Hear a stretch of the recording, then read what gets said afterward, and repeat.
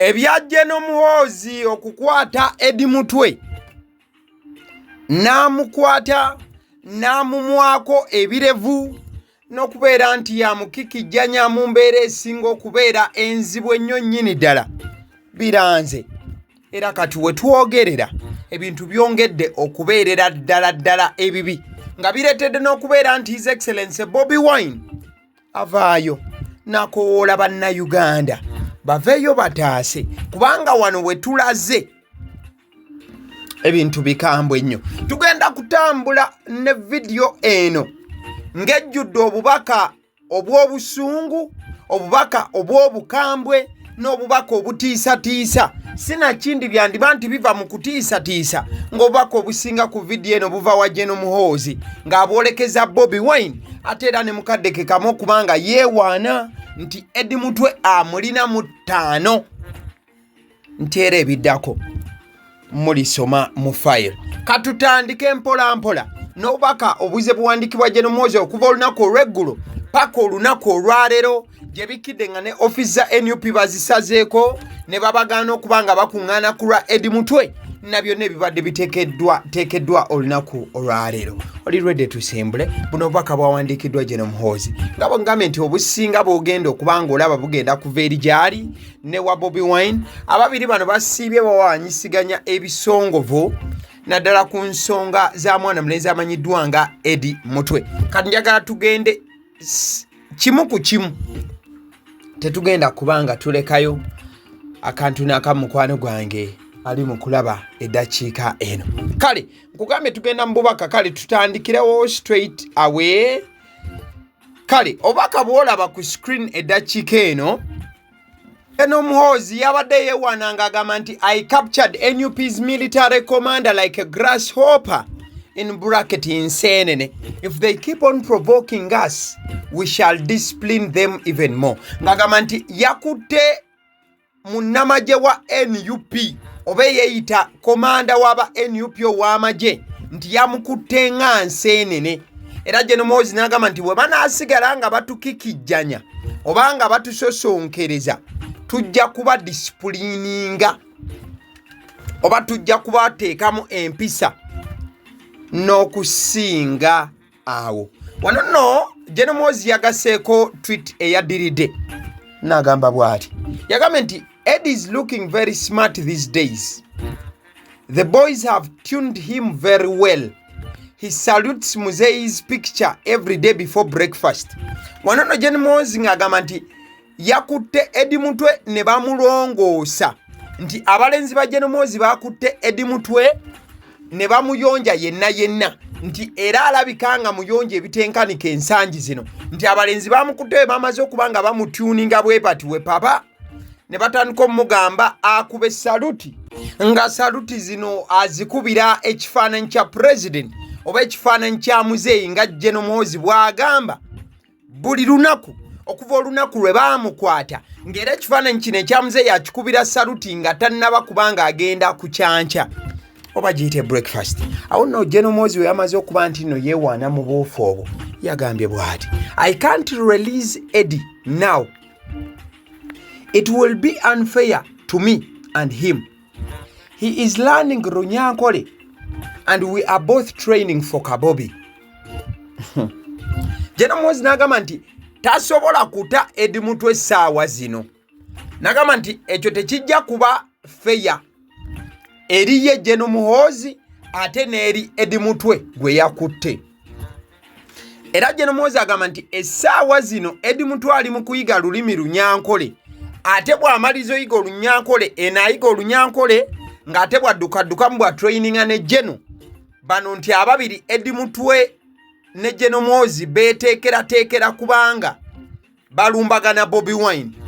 Omanyi Gen Muhoozi buli waba addressinga Bobi Wine amuyita Kabobi era lyerinnya lyamuyita oba lyamukazaako ku mukutogo gwa X buli waba awandiise. Gen Muhoozi wamaliza okugamba nti ye ali mu training essaawa zino ne Eddy Mutwe ba traininga kubanga balumbagana Bobi oba Kabobi nga bw'amuyita. Gen Muhoozi yazizaako expost endala n'agamba bw'ati Kabobi is our boxing match still on? General Muhoozi yajjukidde nti gye buvuddeko ye ne Bobi Wine baatandika okubanga beewereza ebisongovu nga beetegekera olulwano lw'omuringo olw'okuba nti bakubagana ebikonde. Kati General Muhoozi we yamaze okukakasa ensi nti yayina Eddy Mutwe era nti Eddy Mutwe ayisiddwa mu kutulugunya okw'enjawulo wano na wali. Kati ate General Muhoozi n'akyusa obwanga n'aboolekeza eri Bobi Wine n'amugamba nti gwe ka Bobi olulwana lwaffe olw'ebikonde lukyaliko lwe twali tutegese okyabirimu ebyokuba nti no tuyingira ringi tulwane oba oyagala ate ebintu bikyuke bukyusi mu angemu. That is General Muhoozi for you. Tuba tuvudde mu bya boxing. General Muhoozi yabadde nga atayipinga ku speed ey'ekika ekyawaggulu n'agattako.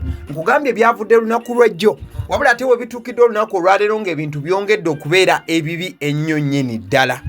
Bibadde bibi bitya ku vidiyo eno tovaako. General Muhoozi n'agattako. Eddy started crying as soon as the boys grabbed him. His runyankole is improving these days. General Muhoozi n'agamba nti Eddy Mutwe yatandikiddewo okukaaba ng'abalenzi be yabadde asindise baakamusika obanga baakamukwata bwe batyo obanga baakamuvumbagira nti Eddy Mutwe yatandikiddewo okubanga atulukusa amaziga. Wabula General Muhoozi n'agamba nti kyayagala okutegeeza bannayuganda kyekyokubeera nti kati Eddy Mutwe we twogerera we tuba nti no twogera ku lulimi lunyankole atandise okubanga aluyigira ddala ku biragiro bya General Muhoozi olw'ensonga yagamba nti ayagala Eddy Mutwe ayige bulungi olunyankole abasobole okubanga beeteekateeka bave gye bali bajje balumbagane His Excellency Bobi Wine. Yagambye nti they are training against Kabobi. Wano General Muhoozi yakozeeyo post endala nagamba nti if you see Eddy's head now he looks like an egg, totally clean. General Muhoozi ng'agamba nti bw'oba eriyo munnayuganda singa olaba omutwe gwa Eddy Mutwe essaawa zino nti omutwe gwa Eddy Mutwe gulinga G nti gunyirira okufaako obufi oba nti buli kantu konna akaagubaddeko baakagjeeko ejjo limanyi bulungi bw'oba olikutteko bw'oti liba liri plain tekubaako kintu kyonna. Kati General Muhoozi yatandise okubanga omutwe gwa Eddy Mutwe agugeraageranya ku G n'agamba nti essaawa zino gutukula. Yagamba nti guli totally clean. Bigambo biwandiikibwa CDF. Kankulage ku kifaananyi kya Eddy Mutwe wagambira nti omutwe gwe gutukula.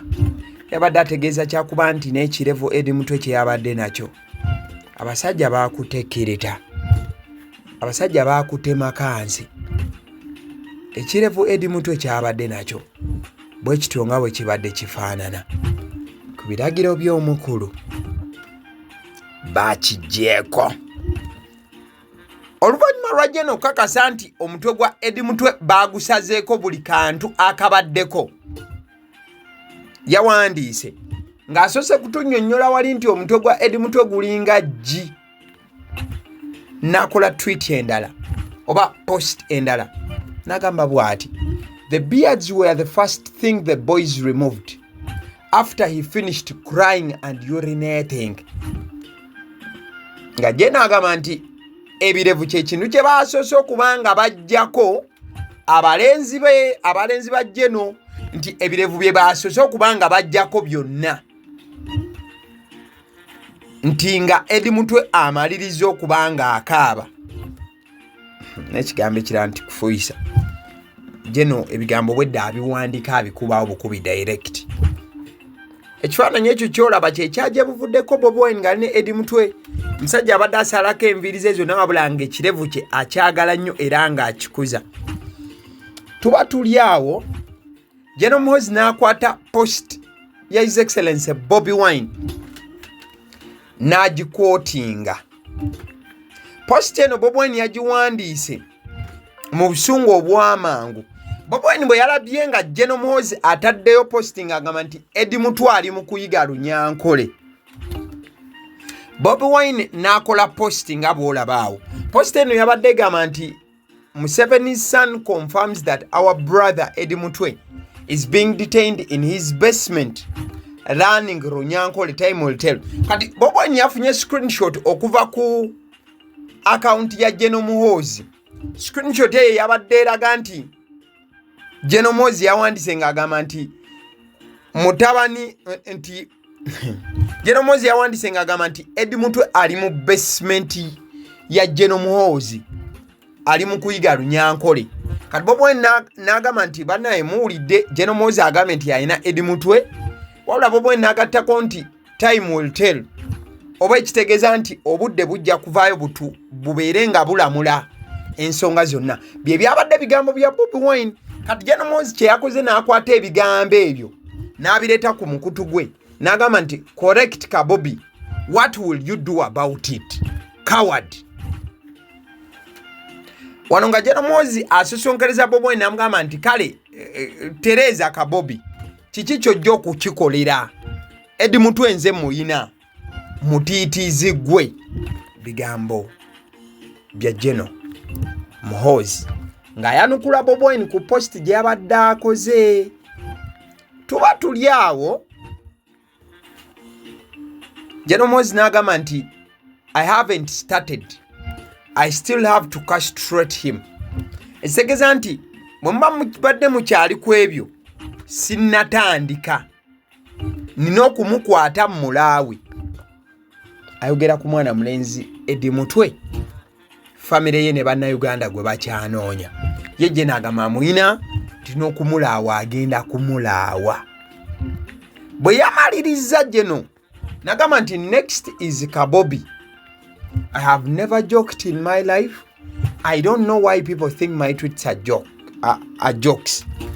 Kati wano Muhoozi n'atandika okuggumiza nti ebigambo ebiri ku mukutu gwe yabiwandiika ate tasaaga. Era yagambye nti bw'aba amaliriza Eddy Mutwe, omuntu gwe yeteekerateekera okuba nga azzaako si mulala ye Bobi Wine yennyini. Wano nno Muhoozi yagambidde nti ye mu bulamu bwe tabeerangako awo n'asaaga. I have never joked in my life. Sisaagangako.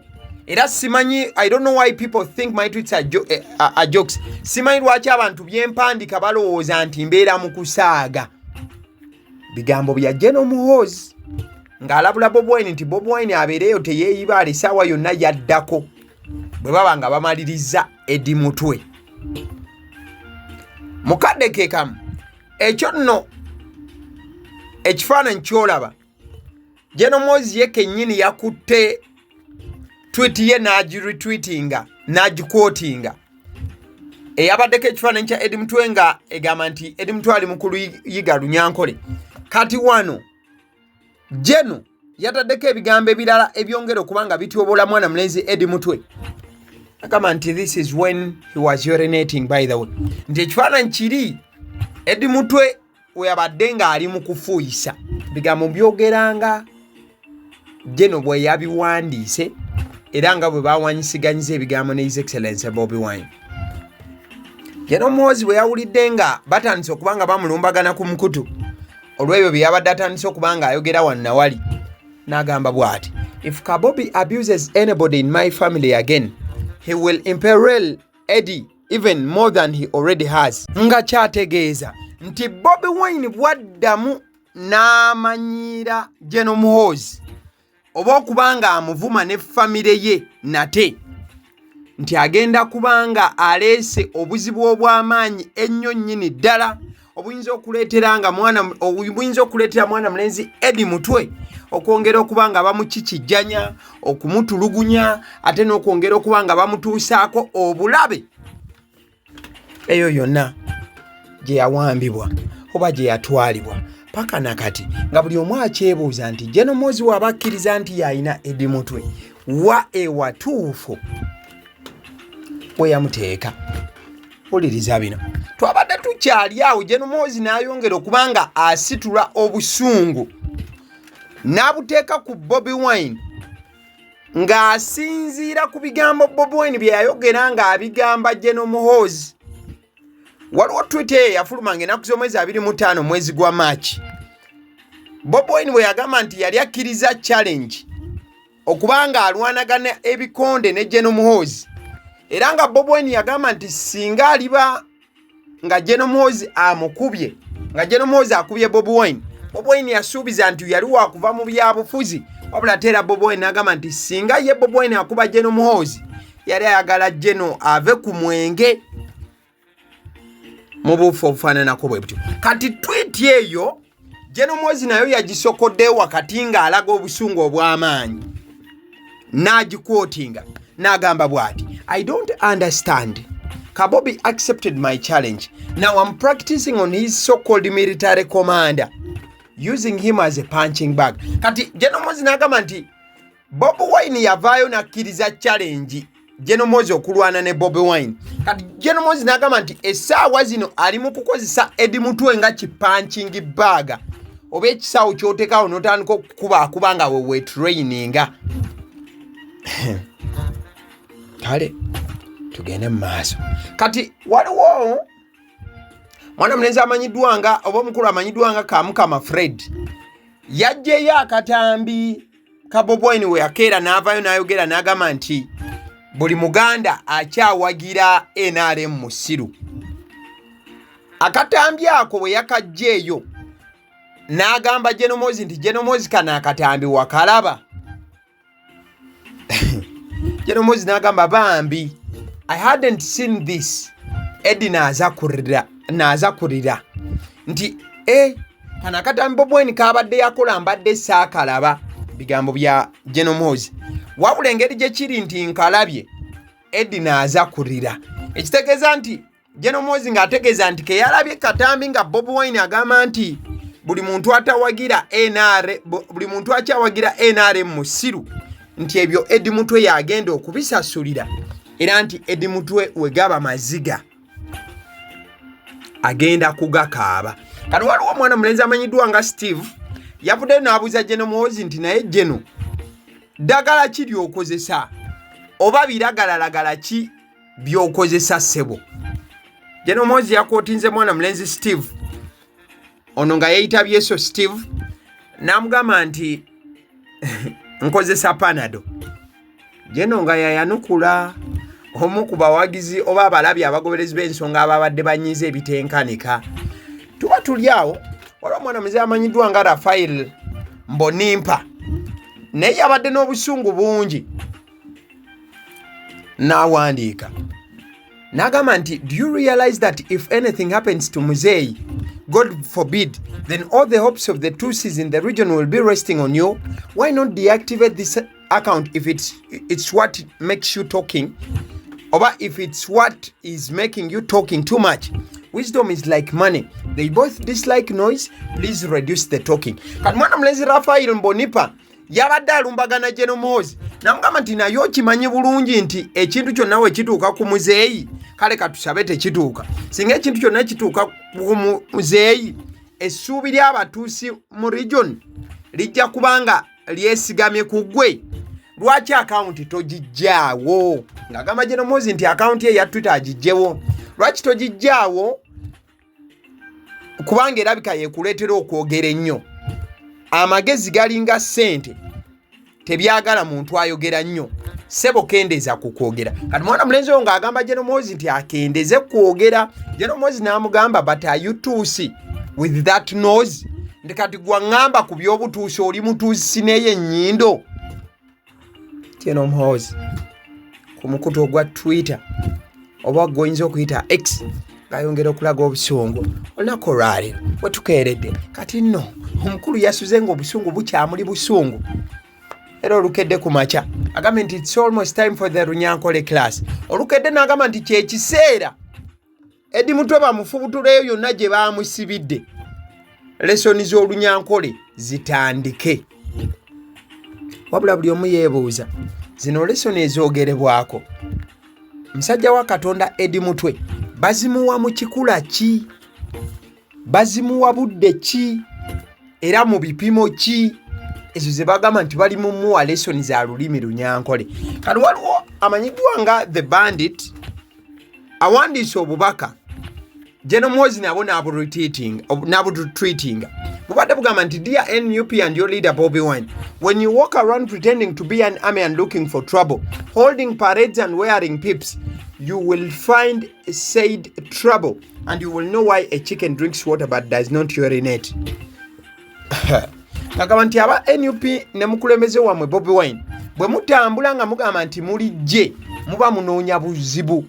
Bwe mutandika okuba nga mukola zi parade n'okwambala ebyambalo mu bufu obwo muba munoonya obuzibu era muba mujja bufuna.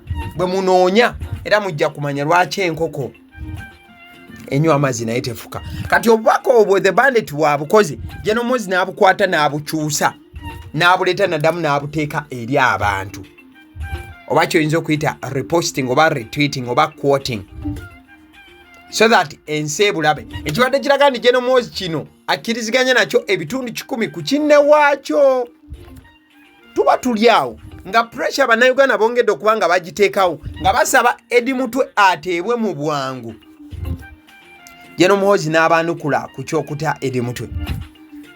Agambye bw'ati, I will only release Eddy to Muzeeyi when he gives me the order.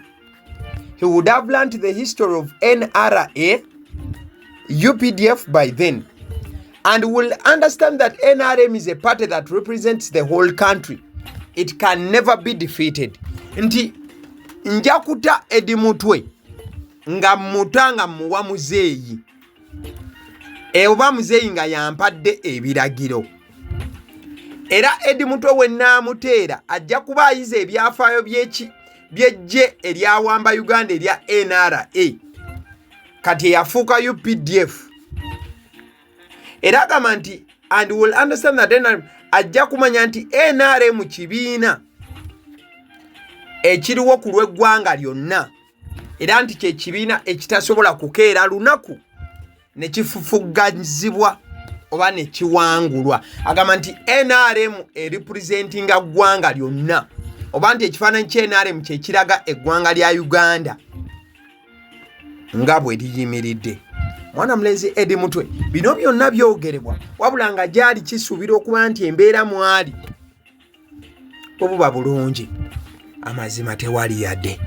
Buli Munnayuganda kigambibwa nti sabira mwana mulenzi Eddy Mutwe. Tuba twongera mu maaso General Muhoozi ne yeewaana olw'okuba nti avuma Bobi Wine. N'agamba bw'ati, every time I abuse Kabobi, I get thousands of followers. What will happen when I beat him to pieces soon? Ngu boxing ninza kumuteera kinyankore.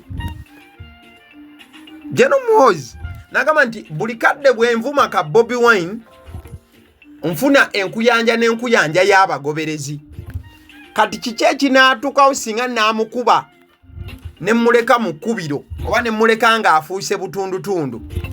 Mbu muŋŋamba ebyo ebyokulwana mbu sima twekuba ebikonde ninza kumuteera kinyankole nti nja kumukuba nkuba ya kinyankole. General Muhoozi nga yeewaana nti buli wavuma Bobi Wine amazima gali nti abantu bangi abeeyongera okuvaayo ne bamufollowinga n'okuba nti no balaga obuwagizi bwabwe. Kati tubadde tuli awo Bobi Wine n'avaayo n'akola ekiwandiiko ekibadde kikowoola bannayuganda bonna. Eddy Mutwe is all of us. Today it is him, tomorrow it could be any of us. Museveni's brutal son is illegally holding, torturing and dehumanizing him while he boasts about it. He says he's teaching Eddy Runyankole. Eddy represents more than himself. He represents all of us who dare to dream of a just and free country. Nti Eddy Mutwe ye ffenna. Olunaku olwaleero ye ate olunaku olw'enkya kisobola okubeera omuntu omulala.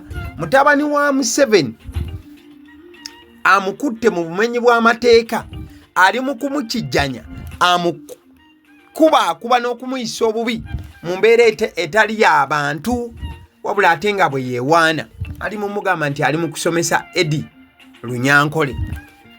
Eddy ayimiriddewo ku lw'okusukka ku ye. He represents all of us who dare to dream of a just and free country. Obwo nagamba nti Eddy Mutwe essaawa zino ayimiriddewo ku lw'ekirooto ekyokulaba nti eggwanga lyaffe lifuuka ery'emirembe. As painful as these times are, we must not despair. All Ugandans of good conscience must come together and coalesce around the values that bring us together as a people. We must renew our commitment to fight on until Uganda is free.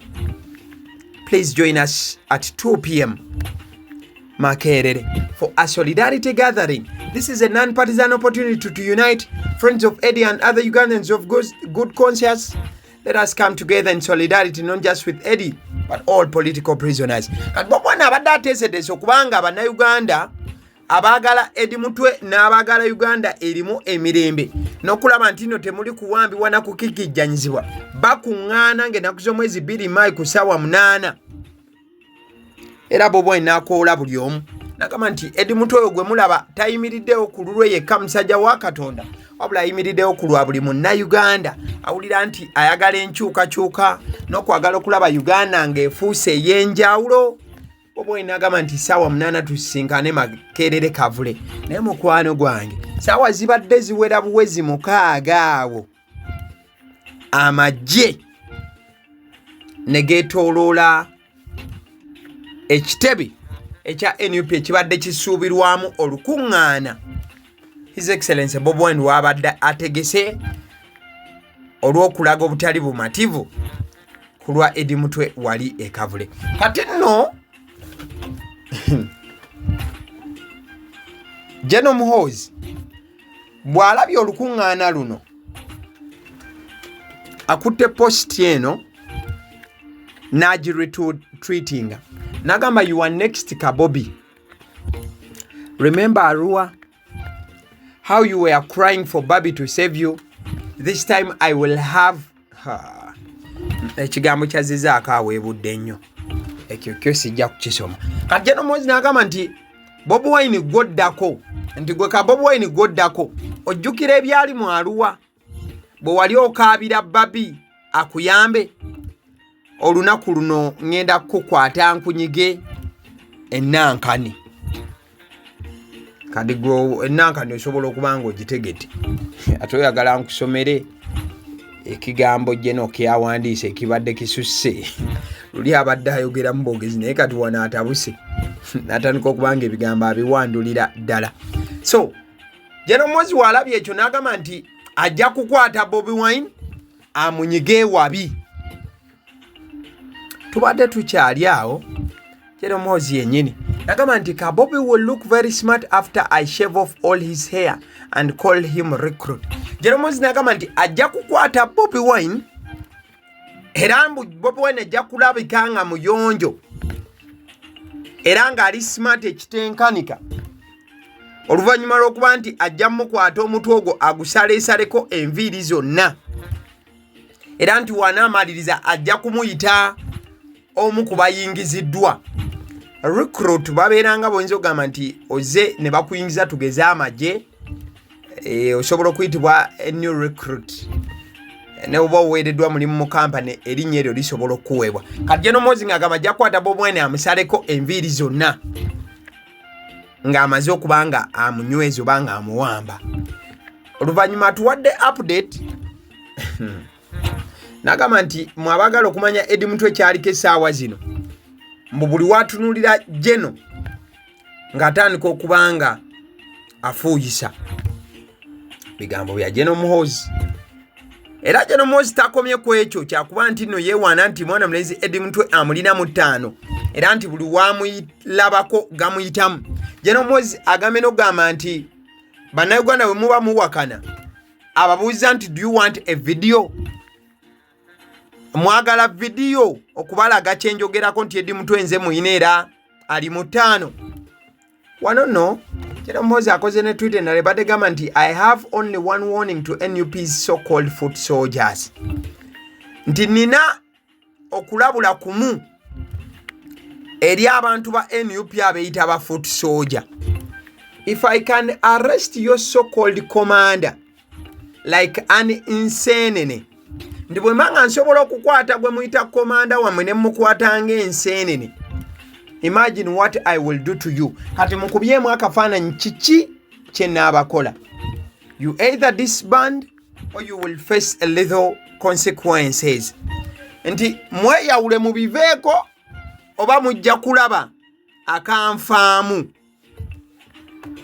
ebintu nga mbitabudde nga bifuuse bizibu. Kugambye ebadde embeera yakubanga Muhoozi buli kigambo Bobi Wine kyayogera ekyokulaga nti Bobi Wine agenda kufightinga on n'okulaba nti yegatta ne bannayuganda balwana okulw'eddembe. Obwedda Muhoozi bino abikwata n'abiretweetinga n'abisuulasuula awo mu ttaka. Nagamba nti nedda. Kati mbadde kugamba nti Bobi Wine we bamaze okuteeka ekawali ekavule. Bobi Wine ate oluvannyuma tukakasiza nti SFC soldiers have just raided and condoned off our headquarters. Ugandans at home and abroad must rise up and protest against Museveni and his brutal son. Bobi Wine nagamba nti SFC esazeeko ekitebe kya NUP kyonna, era nagamba nti bannayuganda abali ewaka n'abo abali ebunaayira mulina okusituka ne mwegugunga kula President Museveni wamu ne mutabani we kwagamba nti ono yeeyisa mu ngeri ey'ekituju. Bigambo bya Bobi Wine. Kati Bobi Wine mwamaze okuteekayo posti eno, Muhoozi amuzzeemu mu ngeri eraga nti eky'abasirikale abo kubanga bagendayo abadde akimanyiddeko nnyo ddala, era n'amulaga n'omulaga nti abasajja abasazeeko teweeyibaala. Muhoozi bw'ati bwayanukudde Bobi Wine. Bobi Wine bw'akoze tweet ye ebadde eraga nti ekitebe kya NUP bakisazeeko wonna. Muhoozi agambye bw'ati, you are welcome Kabobi. When is our boxing match? Nti nkwaniriza Kabobi. Olwo ng'ayanukula kire ekya Bobi Wine kyagambye nti nno SFC esazeeko ekitebe kya NUP. N'agamba nti oyaniriziddwa Bobi Wine.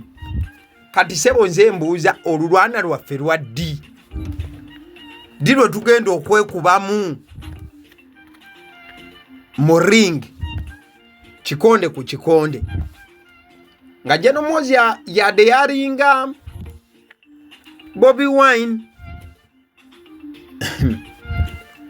Banange Muhoozi wamalirizzaawo si waakomye, azzeemu n'akwata tweet y'emu eya Bobi Wine okwekubira omulanga eri bannayuganda ng'abalajanira nti kyekiseera basituke olw'ensonga nti effugabbi n'okubafufugaza kususse, naddala okubeera nti Bobi Wine abadde ateeseteese wamu ne bannayuganda abalanga tasinzidde ku byabufuzi na kibiina nga baagala kusitula ddoboozi lyabwe okusaba Eddy Mutwe ateebwe, ate era aba SFC wejja neesalako ekitebe kyonna.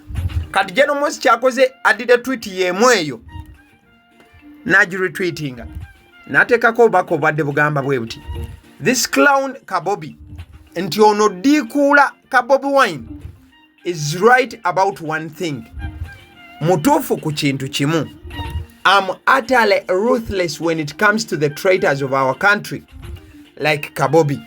Kalwano n'agamba nti Bobi Wine okubeera ng'ayita Muhoozi nti Muhoozi musajja akozesa obukambwe obususse.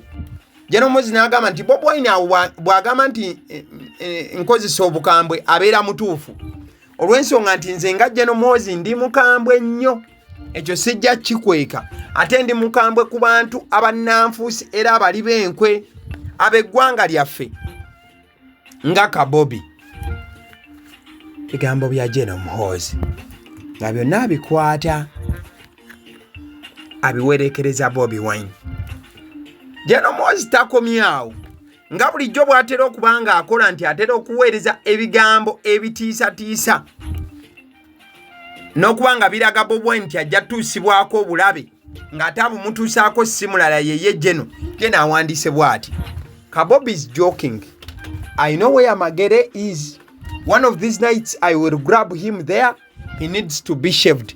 Kati Muhoozi n'agamba nti Bobi Wine asaaga. N'agamba nti amanyi bulungi Magere gy'esangibwa. Era Muhoozi agambye nti ebimu ku bino ebiriwo ennaku zino ajja kugenda asikeyo Bobi Wine mu nnyumba ye. Era Muhoozi n'agamba nti Bobi Wine yeetaaga okuba nga ashavingibwa, nti akwatibwa n'amanyibwako enviiri tugambibwe bwe tutyo oba ng'akwatibwa akamweso n'amusala enviiri naddala ku mutwe nga bwe yabadde amunyonyode wali kati General Muhoozi agamba nti amanyi bulungi Bobi Wine gy'asula era nti mu maaso awo ye nga General Muhoozi ajja kujja alumbe Bobi Wine amusike yeemagere.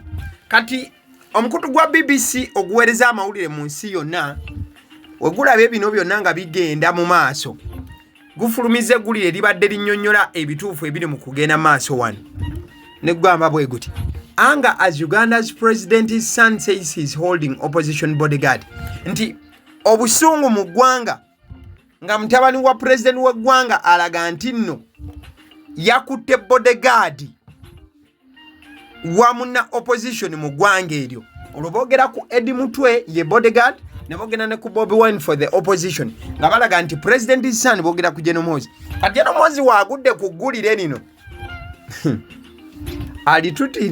alikoze retweet wabula kyakoze abazungu abagambye nti classic non-imperialism from the broadcaster of and colonialism the BBC. The only message from BBC is all black people are tea. Kati kambize mu Luganda kubanga waliwo embiza mu Luzungu bajja gamba nange nenyigidde mu kwogera ebigambo ebisobola okuggisaako omukutu guno. Agambe nti nno bano abazungu basoseze ekitenkanika era n'agamba nti ogwo omukutu gwa BBC kye gusobola okukola kyakubeera nga gwogera ku Bafirika nti tuli basiru era nti tuli baddugavu tuli basiru n'ebintu ebigwa mu koweri. Kati ye Jeno bwate bwakitute era Jeno nakola tweet enale yewana nti tweet ze z'amaanyi nnyo nnyini ddala olw'ensonga nti ensi eziwulira netandika okuba ng'ekankana.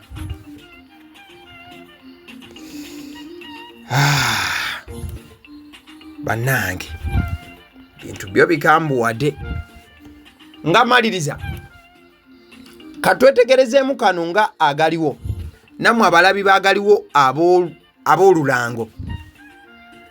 By the way, omukulu amanyiddwa nga Balaam Bargahare Honorable Minister avuddeyo n'agamba nti any disrespectful comments or insults targeting Supreme Leader General Muhoozi, Chair of the World Discipline Council, will be addressed to me directly. This is a class 1 standing order. Direct all aimed at General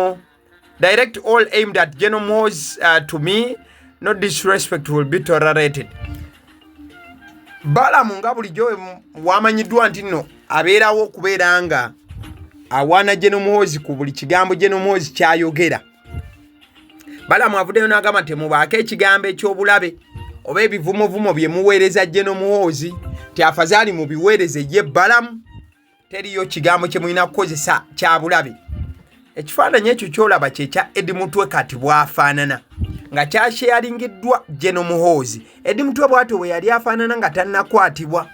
Musajja abadde n'ekirevu kye kati baakimaanyizaako kyonna ne bamuleka with a bald head. Tugendekoko wano nga tumaliriza olunaku lwaleero. Njagala tukubeko torch mu NUP. Akaseera akakatyabaga Bobi Wine kayolekedde. Ng'otunuulira butunuuliza ekifaananyi ekyo ekiri ku screen kikuleetera okulaga obuzibu Bobi Wine bwayolekedde. Naddala mu kaseera nga akalulu ka 2026 katuuse nga ne campaigns mu bbanga si ddene zigenda kubanga zitandika. Bobi Wine is left alone. Oyinza okugamba nti Bobi Wine ebiwawaatiro bye byonna byamuggiddwako. Ebiwawaatiro bya Bobi Wine naddala security ye oba security detail abasajja be ab'oku lusegere be yeesiga ennyo nga bano waava we badda oba we badda wadda. Security detail ya Bobi Wine wetwogerera abasajja be banna bakyasinga okuba nga yeesiga ne sekwesiga yenna bonna kati bali mabega wa mitayimbwa. Ng'eyasembyeyo okutwalibwa ye mwana mulenzi Edward Sebuufu erinnya erimanyiddwa lye lya Eddy Mutwe. bw'ova ku Ssebuufu Edward Eddy Mutwe mwana mulenzi amanyiddwa nga Agaliwo Kivumbi kati emyezi giweredde ddala bukyagenda mu maaso n'okuba nti akwatibwa. Tuba tukyali ku Agaliwo Kivumbi. Waliwo omwana mulenzi amanyiddwa nga General Gaddafi oba mumujjukira bulungi. General Gaddafi baamukwata. Bw'ova ku mwana mulenzi General Gaddafi ng'amanyiddwa nga Gaddafi Mugumya, baakwata mwana mulenzi omulala amanyiddwa nga Grace Smart Wakabi ng'erinnya lya Smart lyasinga okuba nga akozesa. Oyo y'omu ku basajja abali ku lusegere lw'omukulu yateebwa dda munda. Oba okyali awo mwana mulenzi amanyiddwa nga Bobi Wine, omu ku basajja abagamba nti bafiirawo ku Bobi Wine. Bobi Wine bano bonna benkumenyedde okusooka Bobi Wine baamusangayo mu kkomera, kyokka nga be bamu ku baana oba be bamu ku ba security ya Bobi Wine namba emu namba moja. Bogamba nti bano omukulu buli wadda we badda era nga bamwagaliza birungi n'okubeera nti no bamuwa security, top security. Kugambe mwana mulenzi Eddy Mutwe, Agaliwo Kivumbi, General Gaddafi, Bobi Wine, Smart, bonna kati wetwogerera bali batemeza mabega wa mitayimbwa. Kati bw'ogamba nti bano be bajjeno abakomandinga ku security ya Bobi Wine, ekibuuzo kibeera kimu nti essaawa zino Bobi Wine bw'abanga atambula kati baani baalina abali ku security ye okubeera nga be bakomandinga okulaba nti ebyokwerinda by'omukulu binywevu ddala. Oluvannyuma lw'okuba nti abasajja abakulu mu security ye bakwatiddwa bonna ne bateebwa emabega w'emitayimbwa, ekitegeeza nti security y'omukulu ebeera compromised olw'ensonga nti bano aba security ababa basigaddewo oyinza okugamba nti babeera wansiko mu ranka ku basajja abakwatiddwa. Ojja kujjukira ni mwana mulenzi Eddy Mutwe aprotectinze Bobi Wine ku bwa security okumala emyaka mingi. In fact tabadde naye kuva mu byabufuzi byeka. Mwana mulenzi Eddy Mutwe abadde n'omukulu okuviira ddala eri mu biseera bya music. Bw'obanga ovudde awo mwana mulenzi amanyiddwa nga Agaliwo Kivumbi y'omu ku basajja abakwatibwa ne badda n'alaga nti no tasobola kubanga asituka olunaku n'olumu n'ava mu kulembeze wa NUP His Excellency Bobi Wine. Wabula bwe twogerera bonna nga bwe bali ku security detail batemeza amabega wa mitayimbwa.